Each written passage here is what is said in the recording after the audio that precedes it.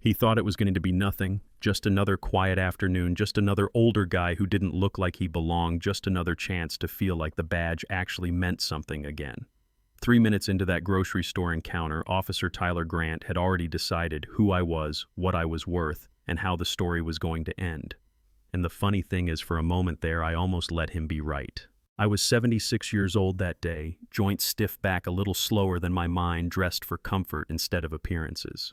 Gray sweats, old sneakers, knit cap pulled down because the air conditioning in that place was always set too cold. I'd stopped by the store because I needed bread, eggs, milk. The boring stuff, the kind of errands you run when your life is quiet enough to be measured in grocery lists instead of court dates. I paid at the self-checkout, counted my change like I've done my whole life, then turned to leave and realized I'd forgotten my receipt. So I turned back. That's it. That was the crime. You stop right there. At first I didn't even realize he meant me. You know how it is. Stores are noisy, people talk loud, kids cry. I took another step and then felt a hand grab my shoulder and spin me around. Hard. Hard enough that my heart jumped and my balance went with it for a second. I grabbed the cart next to me to stay upright and looked up into the face of a young man who already looked bored of me. "What's the problem, officer?" I asked, calm, polite, because that's how I was raised and that's how you survive moments like that. "The problem is you trying to walk out without paying," he said, stepping closer, chest out, hand hovering near his belt like he was hoping I'd give him a reason. "I've been watching you. You were acting nervous." I remember blinking at him, not because I didn't hear him, but because the accusation didn't fit reality. "I paid," I said. "I just turned back for my receipt." He laughed. Not amused laughter. That dry, dismissive kind. "Yeah, sure. I see guys like you all the time." And there it was. That sentence. The one that tells you everything without saying anything. The store went quiet around us. People stopped scanning groceries. I felt eyes on my back, on my hands, on my face. That old familiar weight settled in my chest, the one I hadn't felt this raw in years. I straightened my back without thinking the way I used to when someone lied under oath in front of me. "I'm not guys like you," I said, voice lower now, steadier. "I'm a customer, and I paid." "Hands behind your back," he snapped. That was the moment. The real moment. I could have ended it right there. I could have said my name. I could have watched his face change, watched the apology tumble out, watched him walk away thinking he'd learned something. But I looked into his eyes and saw certainty, not confusion, confidence that nothing bad could happen to him. And I thought, if I save him from this now, he'll do it again tomorrow to someone who doesn't have my years, my patience, my knowledge. So I made a choice. "You're making a mistake," I said quietly. He smiled, like he'd already won. The cuffs went on tight. Too tight. He shoved my legs apart, barked, "Stop resisting," even though I hadn't moved an inch. People pulled out phones. Someone gasped. As he marched me past the self-checkout, I heard the machine beep and saw the receipt flutter down to the floor. Proof. Plain as day. He didn't even glance at it. Outside, the sun hit my face.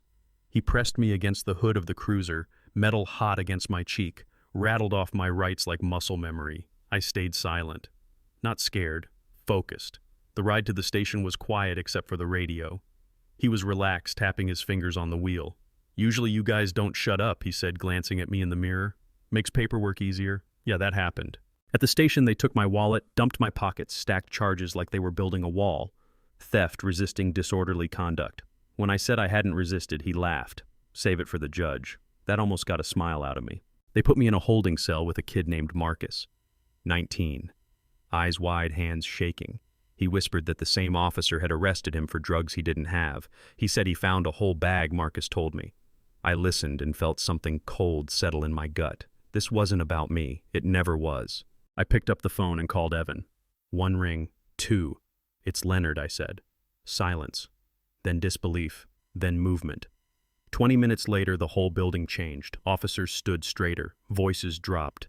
Evan walked in with 2 lawyers and a camera crew, calm as a man walking into his own living room. "I'm here for my client," he said. "Leonard Brooks." "The shoplifter?" someone asked. "The Honorable Leonard Brooks," Evan corrected. "Senior circuit judge." You could feel it when the system updated.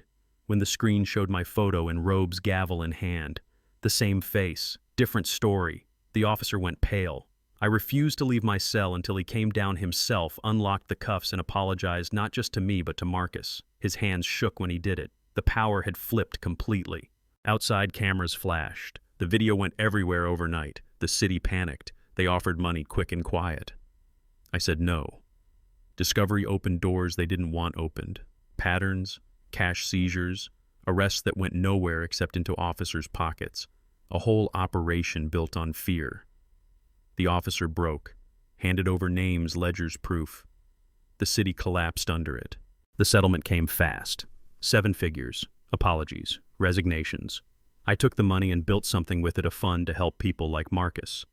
People who never get the benefit of doubt. Months later, I walked back into that same grocery store, bought bread, took my receipt. A young officer stopped me, took off his cap, thanked me. "Things are changing," he said. I nodded. "Make sure they do." So here's what I want to know from you. Was staying silent the right move, or should I have spoken up sooner? Was the money justice, or just a price tag on accountability?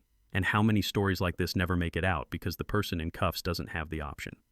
I did. Drop your thoughts in the comments.